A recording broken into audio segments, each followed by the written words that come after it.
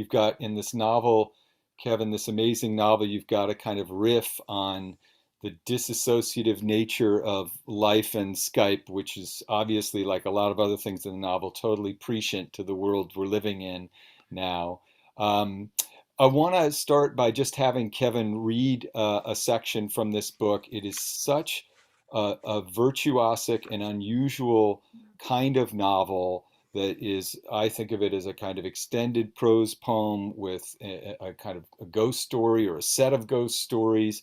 It's a sort of cri de coeur. It's all these things kind of rolled into one. And I think it's one of those books that I've tried to describe to people in my life, and I always just end up saying, "Here, you got to read some of it to kind of get what it's about." So, Kevin, will you do us the kindness of reading a portion of this wonderful book? Thanks so much, Steve. Yes, I will read from chapter 10. This is about 40 pages into the novel, and it introduces the character Marie, who has a troubled relationship with her son Woolman and estranged husband Jacob. The key thing about these pages is that they present the town of Cord, and Cord is the principal figure of One Kind Favor. Woolman's mother was a Skype presence in her son's phone and laptop. On rare occasions, she came into town long enough to drive Woolman to see something she wanted him to see. She was administrative division district chief for the Pope, and she made that old pig-faced pirate proud. The Pope was the nickname for North Carolina's most famous monster oligarch, the most famous and the most hated in the state's history. And it might offer some perspective to remember that infamous list includes Blackbeard. We hate to like such a person. We like to hate such a person. In this part of the South, the Pope is like the Confederate flag that you defiantly pledge allegiance to and defend at moments when your head and your heart are completely and happily empty. In order to guard his wealth, his safety, his fragile sense of superiority, the Pope has his shadows travel ahead of him into the world, where he need only meet shadow popes. Read about him sometime. A man wealthy enough that he owns the rights to your worst cruel impulses and the rights to making your cruelties and his cruelties seem acceptable and, in fact, preferable. Read about the Pope and try to continue telling yourself you don't understand how it's possible for people in the modern South to still think being a slave was a free choice made by African immigrants. How it's possible for people to talk vicious trash about the very educators who allowed them to glimpse dawns of self-understanding never before appearing on their horizon. How it's possible people would elect as president a real estate mogul proud of 5 decades of cheating hired common workers, honest women and men like the Piedmont's workers, out of their hard-won earnings. On the rare occasions she would see him, Woolman's mother would drive him out to a nearby county to show him a fresh roadside ad for Word of Faith, thriving despite Constitution Times front page reporting on continuing and new charges of abuse committed by the church leaders, who were, it happens, Cord County lawyers with their noses in the Pope and Coke troughs. Woolman would try to ask her the tip of the iceberg questions a teenage boy asks his mother. She ignored him as she showed him the newest private prisons, the newest Quonset Hut school additions, and the closed community service centers with closed ballparks and closed swimming pools and basketball courts. Showing him the closed Planned Parenthood centers, she would say nothing about these places where young women might have learned that their choices about their bodies and babies were their own.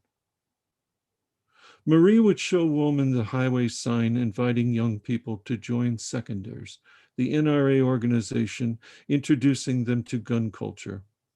The Pope funded the clubs, provided space for them. because they offended the left. The Pope favored most the controversial causes that were often in disagreement with his own personal beliefs. Put small children in promotions for target ranges, in ads denigrating striking teachers. Make a shit in your liberal face roadside poster of grade school children in full MAGA paraphernalia standing in front of a new megachurch. He liked any private invasion signage that cankered the public commons. He gave Woolman's mother a generous commission for setting up all-season signage everywhere in the region. He gave her control over the design aspects of presenting his message, which was this: liberals feel ashamed that they cannot cure or correct or marginalize self-injuring, ignorant, bigoted, working-class non-liberals. The way to politically motivate non-liberals who want to turn their own shame into hate and self-hate is to intensify what Marie called their Cracker Act, which helped them accept further enslavement to men like the Pope, all the while they mocked the worst outcomes of wearing such chains. She wanted Woolman to see what the Pope's long efforts had wrought. She would drive him to the newest of the people's dollar stores in small, impoverished communities far from the chain supermarkets. She was proud to oversee the hiring of poor white and black people in need of work who were deeply grateful to have poor wages, no rights, no benefits, no insulation from reprisal if they blew the whistle. They knew Marie as Miss M, and they showed her obligatory respect. She wanted Woolman to see. With the help of the Pope, she had broken the glass ceiling. She had, in fact, become a person to whom status and money and power had trickled down. Why, she wanted to know, do poor people not seek out tricklers like the Kochs or the Mercers or the Popes or Ulines, like the wealthy lawyer apostles of word of faith, to show them how to be trickled upon? It was, she said, beyond comprehension. While Woolman and Jacob talked, the young man sometimes took a wobbling spin on the stool, which was not properly bolted into the floor and wasn't exactly safe. Woolman's and Jacob's uneasiness about reuniting with Marie was noticeable. Had his father, Woolman wondered, even liked his mother? We all knew that the young Marie and Jacob had once, in fact, truly loved each other. And in those days, we all admired her forbearance with Jacob, every person's go-to cheap and infrequently reliable household repairman, a storyteller and a gossiper who fit you into his schedule of mythologizing and opining while he sauntered in and around court. We did not talk aloud about Marie and Jacob and Woolman. In Cord, some of the older generation still holds back what we could say. We say, I have a tick on me, which is our expression for having a terrible secret that is, very quickly, everyone's terrible secret in our town of 2100. You do not share a tick at first. You wear a tick until it has its way with you, or until someone else notices. And then, and only then, you tell.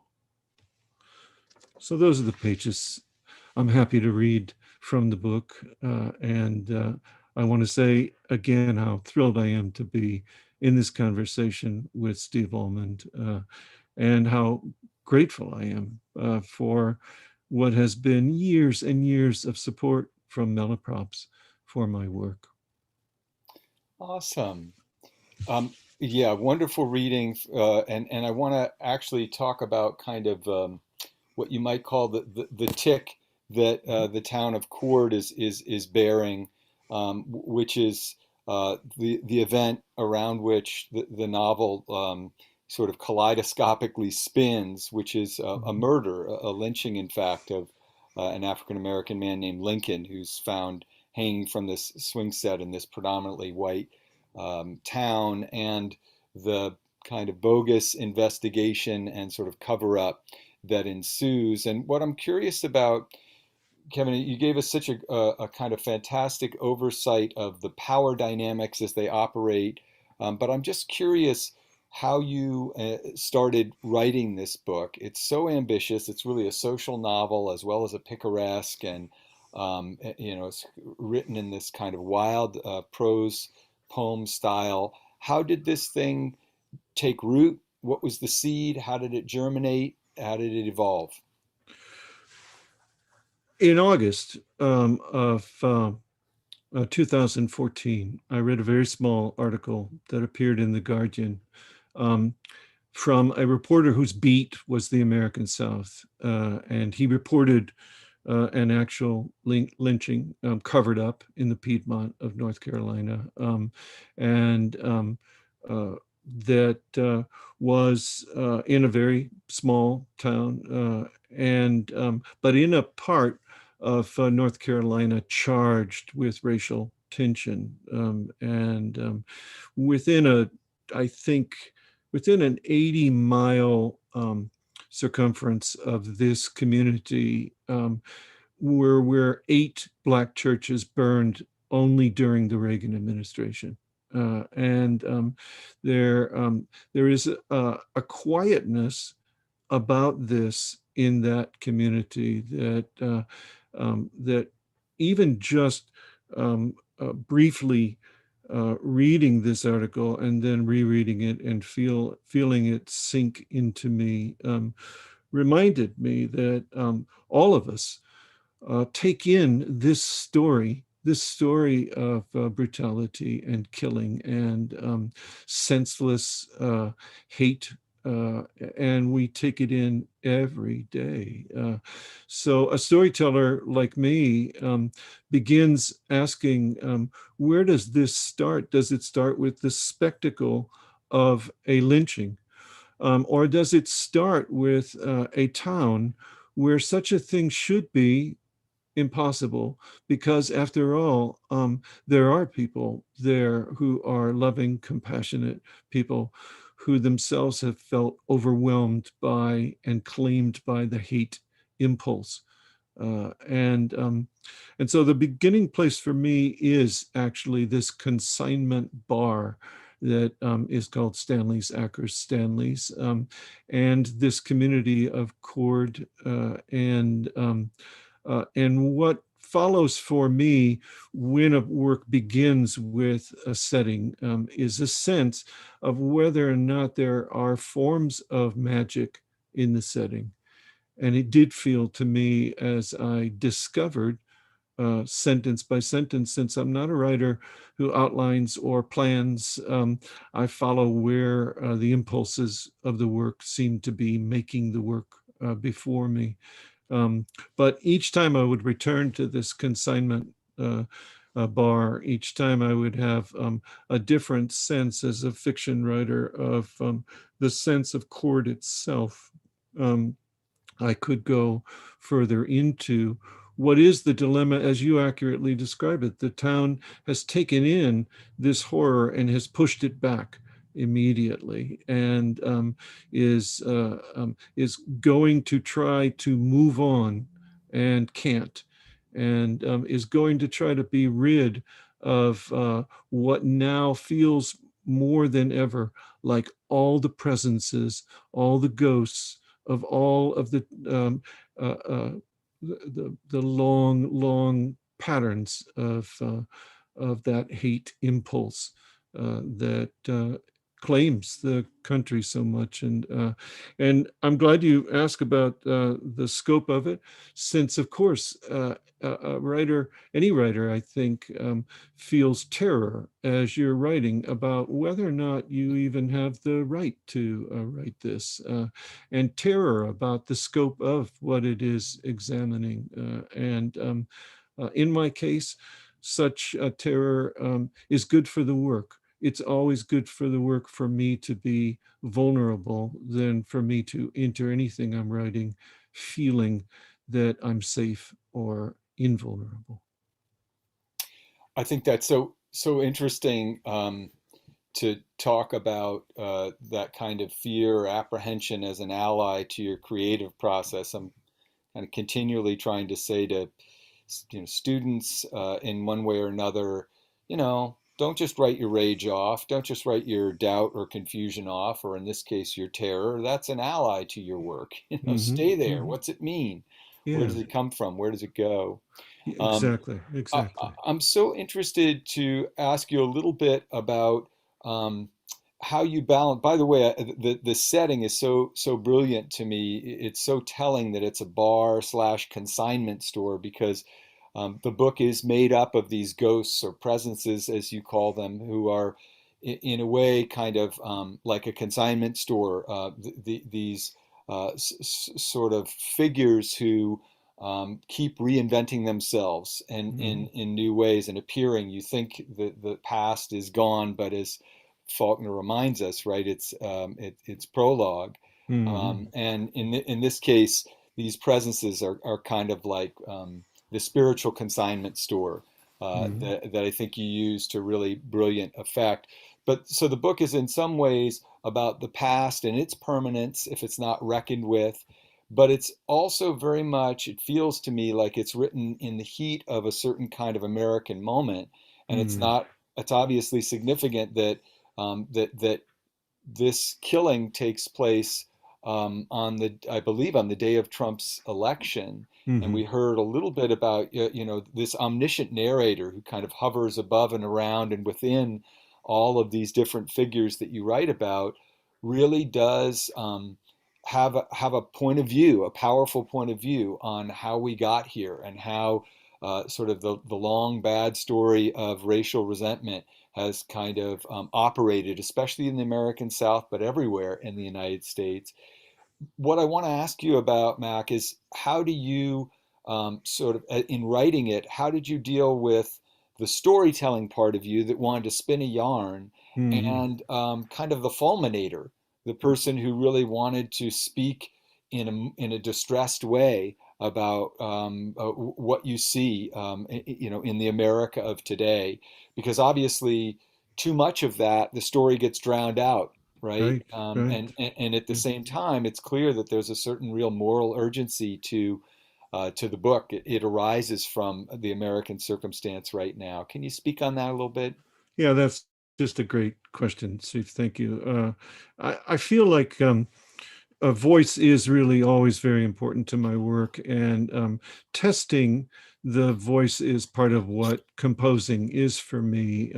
Is this the voice that actually carries the full chord of the smallest and the largest dilemmas of the people that are central to this work? In this case, also to this figure that is the town itself.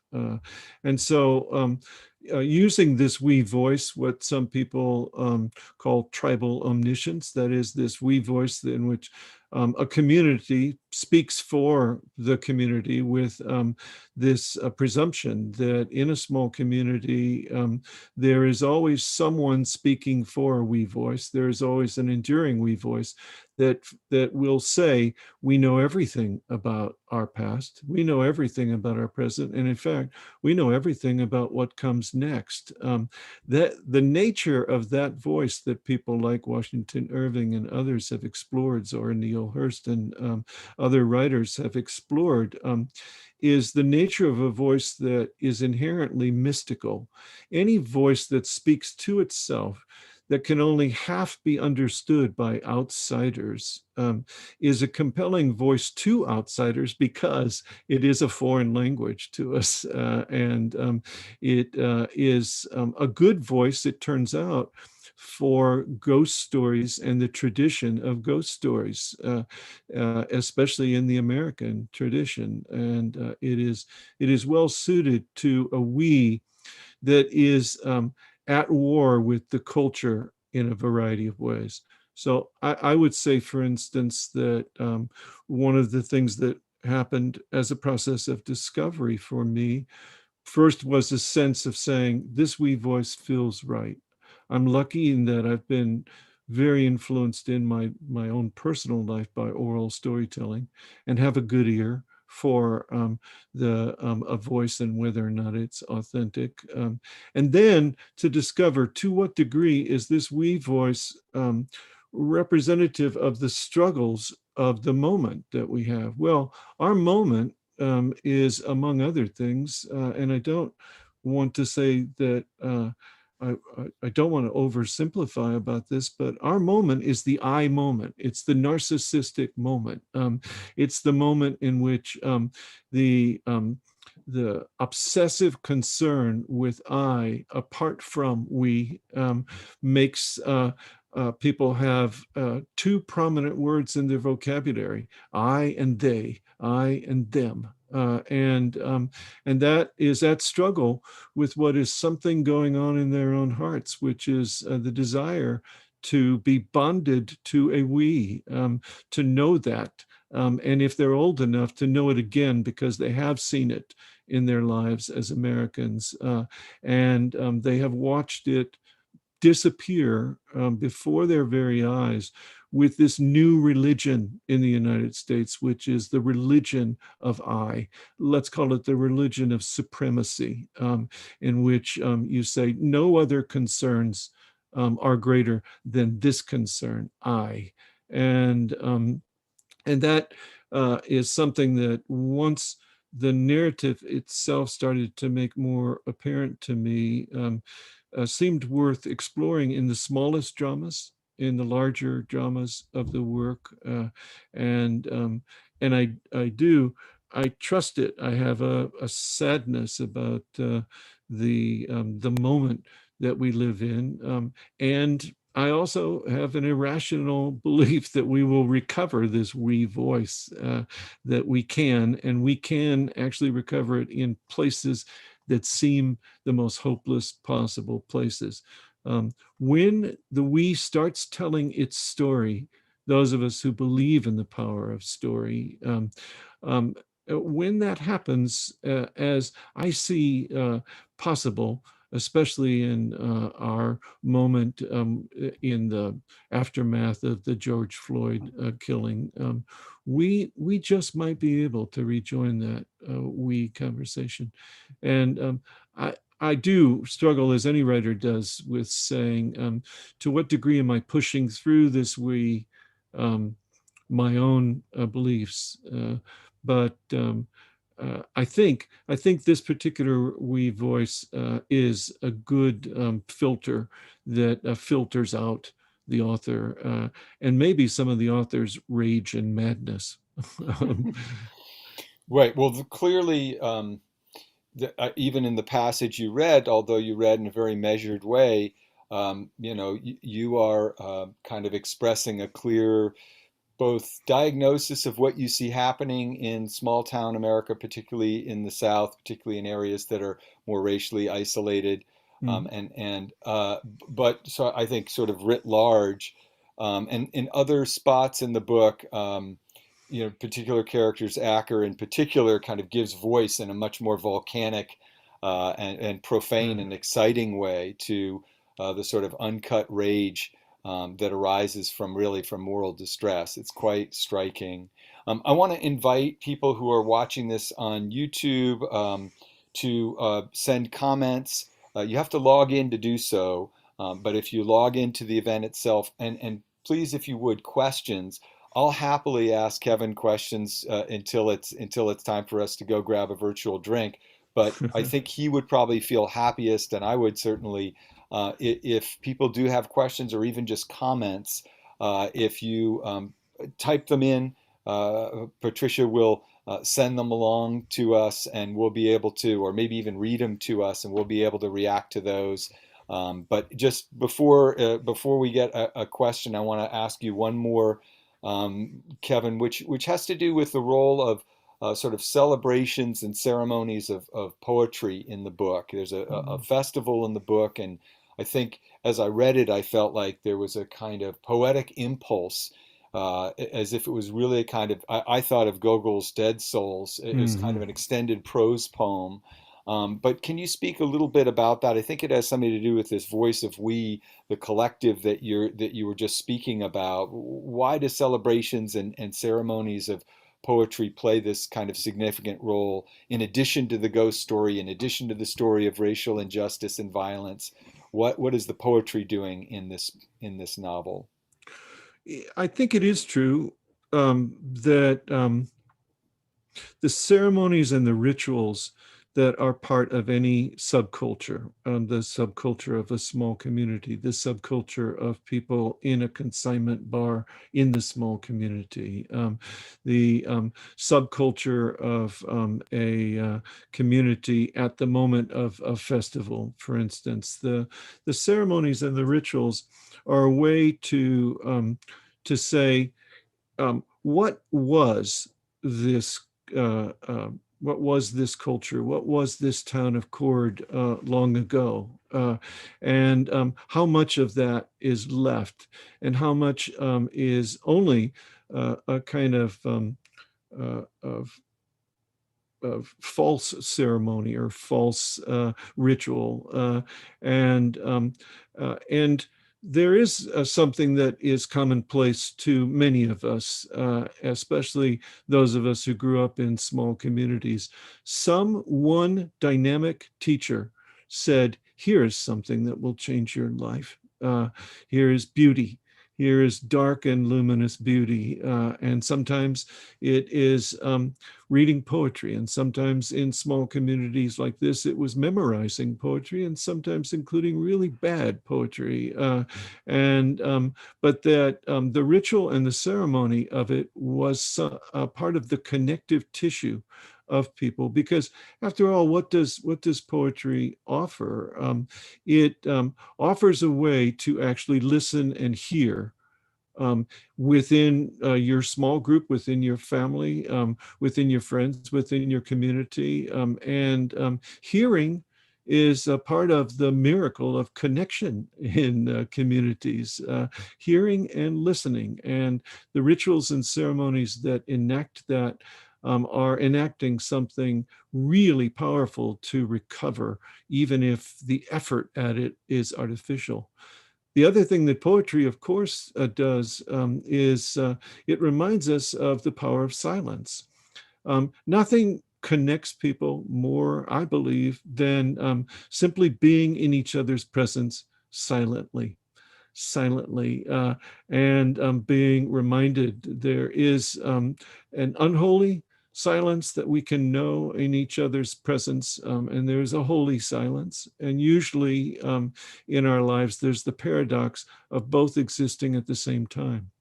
People in the aftermath of a violent, vile act like the lynching of a young man only for the color of his skin can, in a poetic moment, which is to say a moment that values silence, recover something really marvelous, something transformative in their lives. And that the skeleton of this remains in this community matters to me as a storyteller. It matters to me as someone who tries to be alert in any community I'm part of to what are the ceremonies and rituals that give us hope. That's beautiful. I want to ask people again who are watching on YouTube to please feel welcome to send questions and comments, so that Kevin knows you're there and can kind of respond to whatever you're thinking and feeling as he's both reading from the novel and speaking on it and about it. I'll ask you one more question, and then hopefully Good. we'll have folks from the audience start to ask you questions as well, or just make comments. And that has to do with this. I thought of her as sort of this kind of trickster figure in the novel, this novel full of ghosts or presences, which is the figure of Acker. And Mm-hmm. of course, I was pretty sure, and then sort of in talking with you before the event, got more sure that it did have to do with Kathy Acker, pretty famous in our world anyway. It's this kind of brilliant firebrand and feminist author. Um, but will you talk a little bit about her role in the novel, and even if you were willing, her role in your life, your writing life? Yeah, thanks, Steve. You know how you do have certain writers that You read them and you know you're going to reread them all your life as a writer. And part of the thing that happened to me the very first time that I read Kathy Acker's work was this dare. Have you ever dared, Mac, to write something this bold that verges into being obscene, that is this chaotic and is this much a human cry? Have you? Will you? What are you waiting for? And then each time I would reread Blood and Guts in high school or Empire of the Senseless or Tarantula. I would feel newly that there was an opportunity to do this very Catholic thing called an examination of conscience. And okay, I am. I was raised Catholic, and that kind of thing is embedded in me. And I have to say, in all honesty, I was completely surprised when Acker appeared in this work, completely surprised. And then, of course, immediately not surprised at all, since she's there in my head and she's never going to go away. And since she is gone, and one of the powerful things for me about writing this book was the constant reminder that Lincoln is not there. He's gone. He can only be there as what remains of what was him when he lived, and so I think there was a degree to which uh, um, thinking about the um, the presence of Lincoln and the absence of him there for his mother and his community. Of course, almost at the unconscious level, makes you saying, "Who's there for me?" That is absent and always present for me specifically as an artist. And of course, there are many. Willa Cather is also part of my conscience, and Grace Paley is part of my conscience. And I'll never be done with them. I don't ever want to be done with them.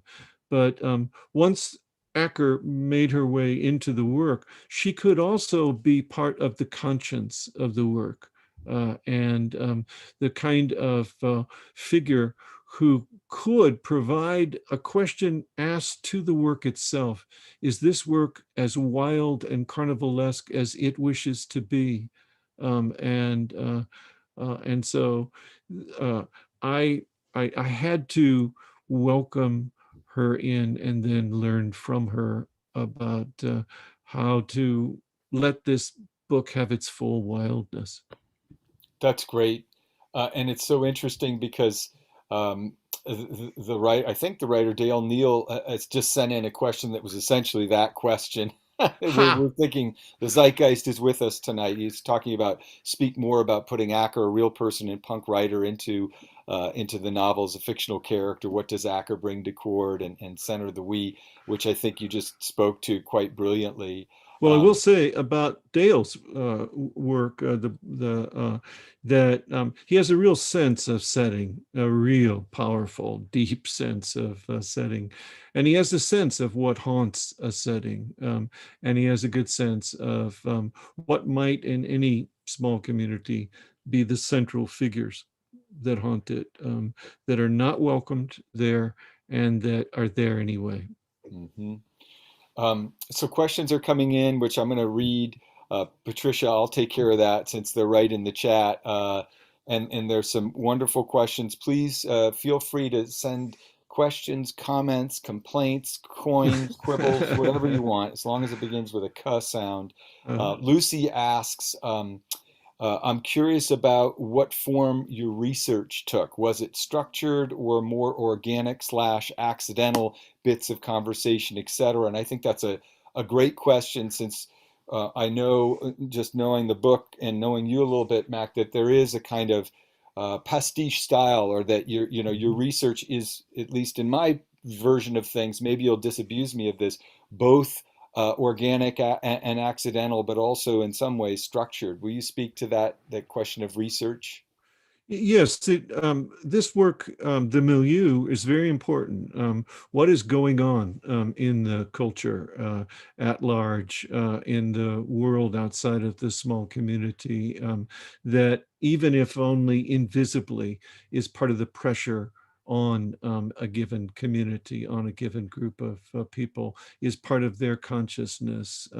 So in the first phases of research for me, always there's this sense, let me do the research to explore the milieu. So a lot of research about what is going on in the American South at the moment of this new religion of supremacy forming with this new god, Donald Trump, and specifically trying to get a sense in research of small communities, especially in North Carolina. North Carolina is a fascinating state in that it was once upon a time a true progressive state, and has now, under the most repressive, backward legislature in the nation, has regressed. And so that was important, a sense of the milieu. Uh, and then in the next stage of research, once I recognized the primacy of the ghost story here, to read hungrily every kind of ghost story in every tradition I possibly could, and to read specifically then the ghost stories that are characteristic of this region. So, for instance, it's no surprise there's a panther, a beast in this, and that grows directly out of a tradition of ghost stories in the South, that and particularly in the Piedmont, that identify a beast that roams a community and that people identify as a black panther. And then I try to write in to a critical mass of 100 pages, and then step back and do more research. And that research would be more of a particular political nature, like research about someone like the Pope in this work. And there are certainly figures that can be researched and looked at carefully, like that figure. Once the book is drafted, all research after that is research to check my conscience, and some of that involved actually traveling to different communities in the Piedmont of North Carolina, and with a well-trained ear, listening carefully. Hmm. Nancy just wanted to cite your, she writes, I love your characterization of the examination of conscience. That's just a wonderful term, probably old hat to you, but new to us. MC, as someone raised Catholic, I'll definitely use that to question myself while writing. She writes, that's just basically a note of thanks, which are welcome. Questions are fantastic. Comments are wonderful. Praise is best of all, maybe. And So hi, Nancy. Thanks for being here.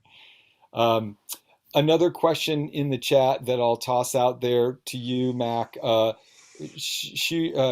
Cook writes, I wonder if both of you would talk about what Steve refers to as bad stories. Uh, So I'll let you take a whack at that, and then I'll probably tie myself in knots afterwards. Well, it is interesting to me, Steve, that one of many things I think we share in common is asking ourselves, what is the story? What is the story of a given particular figure in our culture that is a figure who embodies some of the worst of our culture? And then to go beyond a superficial examination of that person to the deeper level, which is the story of that person, and the story of that culture in which what a moment ago was something that seemed not dangerous is now a clear and present danger. And those bad stories that you examine, I examine. We both have done it in fiction. You have done it extensively in forms of nonfiction. This is a really important daily habit of mine, to to actually think upon what is the bad story. And I just want to go back for a second to something I said earlier. For me, the bad story right now is the story of the we being overwhelmed by the I, and of us formed now whole, in our culture, this religion of supremacy. Uh, um, I don't even want to call it a white supremacy, because it is a religion of made of the the kind of narcissism, the kind of I focus in which nothing else matters, in which, for instance, it is possible during a pandemic in which you might actually be responsible for another person's death by transmitting COVID, you say to yourself, fine with me. And that's a story that we will be thinking on for generations here, well past whatever happens with this iteration of the pandemic. Hmm. Yeah, it's quite powerful. We're in this moment where a basic kind of uh, I think a fairly low bar of collectivism. There's this Hmm. Hmm. deadly infectious disease, and they're, inconvenient but quite minor requests made by medical experts. Wear a mask, socially Hmm. distance a little bit, and those are framed in this I culture, this supremacy culture as, or they are, made equivalent to the worst atrocities one can imagine in history, right? Yeah. That Yeah. there's this kind of malignant self-involvement that is constantly framing the self as a victim to kind of justify a certain sadism, what you called in your beautiful reading a kind of cruelty, and the Mhm. involvement of other people in cruelty. Just to speak a little bit to the idea of bad stories, I think of this as a book that partly arises from your, that is one kind favor, arises from your distress at seeing what's happening to the American story. And that's where bad stories came from. My effort to explain to myself and to my kids and to the Neiman Fellows that I teach at the Neiman Fellowship, many of whom are journalists from other countries, what happened, Mhm. Mhm. really what has happened. What are the stories in American history that have led to the bad outcomes that we saw in 2016? So many people, especially people cosseted within the kind of privilege that I've lived within, were, sort of shocked and clutching our pearls at the idea that this demagogue and, kind of scumbag would ascend to the highest um, position of power in the country. But of course, for people who have been oppressed and dispossessed of power, this is an old story. Mhm. Mhm. And in fact, the very story of race is kind of the founding bad story in American history. The idea that some sort of random pigmentation is enough to set people against one another when, frankly, they're, for the most part, like during the era, even pre-colonial era, what you really had to do if you had a lot of wealth and power was convince people in the lower classes who had less money and power to somehow fight with one another rather than coming after you. Right. And Exactly. that story of race, the shifting of the bad story of race, kind of shifting people's attention away from economic justice and towards a kind of racial resentment, that's kind of the founding bad story in the American Yes, it experience, is. Yeah. which I think was part of what you're trying to explore in one kind favor.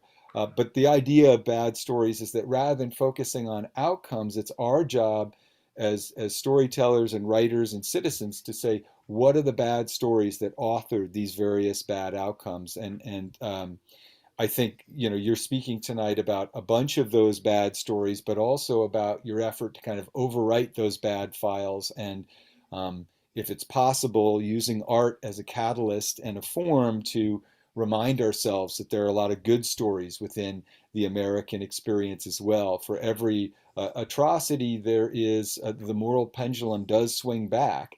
And you have slavery, but you also have abolition, and you Mm, have Jim Crow, but you also have the Voting Act, and you have kind of suffrage and the civil rights movement and the civil rights act.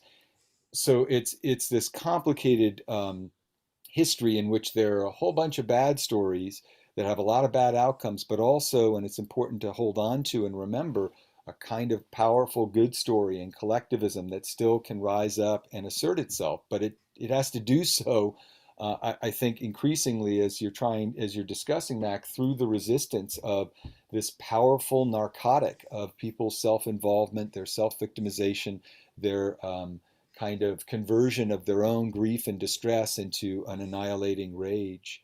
hmm Um, hmm Let me, It's a let great me, description. It is. It's yeah. great. I Yeah. I Just mean, it's wanted all. to jump in here since we're getting close to our last quarter together, and I Okay. want to thank you both so much for fantastic and illuminating conversation. And I would love to hear just a little bit, if you wouldn't mind, Kevin. And I think the audience is fascinated by how your you work. What's your process? And in that process, how did Kathy Acker appear? Well, I do. I am I guess what people would call a slogger, which is that I uh, I think it was Vonnegut, Kurt Vonnegut, who said there's two kinds of writers. He said there's swoopers and there's bashers. And he said swoopers swoop in and they manage to write a whole draft in a short period of time that is quite amazing and that then needs revising over a longer period of time. And he said bashers go to their desk each day and bash their head against it and hope for a keepable page. And I'm very slow. I think of myself as the turtle, not the rabbit. And I like to see things evolve in the sentences. And I like for the work to be a work of sentences as opposed to a work of push and glide in its prose, so that the reader feels she or he is living in a moment, a very brief moment, and then another moment, not exactly like the other, changing, developing, and so when, for instance, as all of us do, I say, where do I start each day? I start every day by copying out a piece of prose that I love. I don't begin writing until I've done that. Often it's a passage of Neruda. Sometimes it's a passage of Basho. Sometimes it's a passage of Faulkner. It depends kind of on what has surfaced in the mess of my workplace here and the different kinds of reading that I'm doing, often all at once. And as I said to Steve, um, Acker is somebody who is here right in front of me, because I wish for her to be. Her works are on my shelves around me. The biographies, the two best biographies of her, are here, and I have, in fact, copied out some of her prose itself to sort of say, okay, that electricity, let me touch it before I presume to make sentences myself. But Basho is my great hero. Basho, who taught Wabi the concept in which what is before you is enough, and you don't reach after other bigger things. You don't have ambitions beyond being in this moment, and you don't invite in the reader ambitions beyond what is the intimate, singular, momentary experience. I love that. Um, Darlin Neal asks you, Mac, to talk about how the blues are relevant to the book, aside from the title, and how they are also tied to conscience. Will you speak to that? Hi, Darlene. Hey, it's just wonderful that friends are here and are asking these questions. And thank you, Steve, for helping me be in the company of these friends and hearing these questions. A part of my process is that I write for about an hour and then I blow on my harmonica for about a half an hour. I write for about 45 minutes and I blow on my harmonica for 25 minutes. In any given 5 hours here in my hut, working 6 days a week, I'm blowing that harmonica quite a lot and playing specifically blues. The blues I love best, Delta blues, which means people like Blind Willie Johnson, Blind Lemon Jefferson, Muddy Waters, um, uh, uh, uh, Junior Wells, and so I'm constantly uh, reminding myself what it seems to me endlessly resonant about this particular form of music, and blowing the harmonica. When you play blues, you're playing on the draw. You are only blowing to accent certain things, and what is happening with your breath. And remember, most of us don't speak with the in breath, we speak with the out breath, is inherently unnatural and natural to the body. And when I am doing it and I return to a sentence, I have a different sense of how that sentence breathes because I've just been wailing on my harmonica. Now, it's very important that I say that I am a terrible musician. I'm a devoted musician. I actually study and practice my instrument, and but I am not anyone's model of a blues harmonica player. You're But more of a basher maybe on the harmonica. probably yes, Would yes. Thank you, Darlene.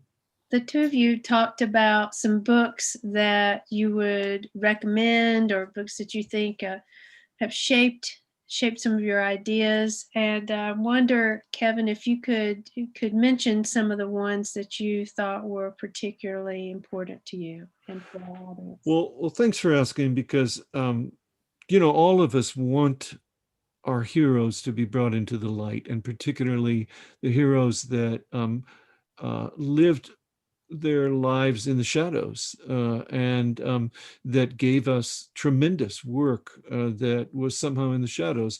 I mentioned Willa Cather. Well, Willa Cather was in the shadow of Hemingway, Fitzgerald, Faulkner, and shouldn't have been. She's a better writer than any of them, and but lived in that shadow. And a writer who I wish would be fully brought out of the shadows, and I'm not the only one who wishes this, is the writer Gail Jones. She wrote 5 or 6 novels in the 70s that never got their due. It turns out that most of her books came out at the moment of ascendance for Toni Morrison, and she was kind of seen as another Black writer. But what she has achieved in especially her greatest works, The Healing, Corregidora, Eva's Man, is a kind of energy in which a novel moves almost entirely associatively.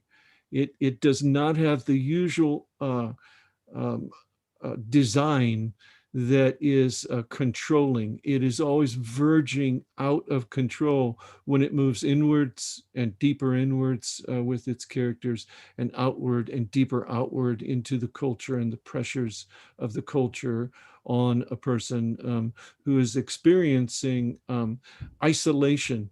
Both the protagonists in her work, usually isolation from herself and from the immediate culture around her and the larger culture around her, and is learning from it at the same point at which she is in danger of being destroyed by it. I sure wish people would read Gail Jones. Well, now we're all going to do it, but we have to make sure that we promise that we're going to get those novels from Malaprops. Yes, So if yes, you're listening to absolutely. our voice, please resist the impulse that tells you the bad story that whispers in your ear and says, "Oh, you'll get it real quick if you order it from a multinational corporation." Uh, Please buy all of your books from Malaprops. I could not be more serious about that. It's really Thank you. Thanks crucial for to saying that. kind Yeah. of what we do. And I mean, it's just delightful to see bookstores, especially now as we are beginning to move into the world again. You talked earlier, Kevin, so eloquently about just the profundity of being around other people, even in silence. And one of the best places to do that is a bookstore. It's not a library. People are talking a bit, but it's basically usually, a place where people are in stories, but they're together in those stories, and there's something quite beautiful about that. So, That's a and also, great that's a yeah, great thing to have mentioned. Thank you, Steve. yeah, Yeah. sure. No, absolutely. We love that bookstore, and we just have to remind ourselves, since we've been in this kind of narcotic haze, all in our little boxes, that it's now time to really actively support our independent bookstores and go out to them. And as soon as there are events that are happening in person, we need to show up in every sense of that word for Absolutely. those spaces. I'll just mention real quickly. Certainly, everybody should get 6 copies of One Kind Favor from Malaprops. But I also really love, and I guess it's a novel that not a lot of people know, but it's a novel called The Visit of the Royal Physician by a Swedish writer called Per Olof Enquist, and it's just an astonishing book, very different from One Kind Favor in its form, but it is a novel of sort of that has political and moral concerns set at the dawn of the Enlightenment. And there's this brilliant line in it, well, I'll now mangle, but it's something like, human beings were both an opportunity and a torch. They could sort of light the way or they could burn everything down. And that, I think, is kind of an animating struggle in this beautiful novel that you've given us, is sort of which is going to prevail. There's so much darkness in the American experience, in the American present, in the American past, but also tremendous beauty and poetry and weeness, as you might say. And so it's just beautiful to get all of that from this beautiful book. And I hope everybody will go out and get it from Malaprops and hand it along to the people, the readers in your life, and the non-readers as well. Steve, thank you. This is an exciting moment for me. This book having just come out the 18th, and it is a wonderfully encouraging moment for me that all of you have come here and have cheered for this work as you have this evening. And I'm tremendously grateful to Steve for doing this for this book. And I want also just briefly to say thank you again to WTAW Press for giving this book hope, giving it a life. This is a book I'm so proud of, and I'm so grateful to Peg Elford Purcell, the visionary person who is the publisher editor of WTAW Books. Thank you, everyone. Yeah, Thank you thanks. so much, Kevin. Thank you, Steve, for a beautiful love letter to independent bookstores like Malaprops. We need that. Kevin, as we wrap up, what's next? What are you working on next?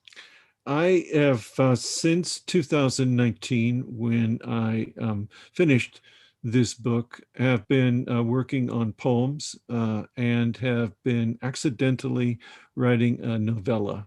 And by that, I mean that I come here to my hut to write every morning and to work on poems. And I seem not to be able to stop myself from also working on this new novella. Well, don't stop. Right. Thank Thank you. you so much for being here, Kevin McIlvoy and Steve Almond. We really appreciate you, Kevin, so much, and Steve, for talking about Kevin's latest book, One Kind Favor.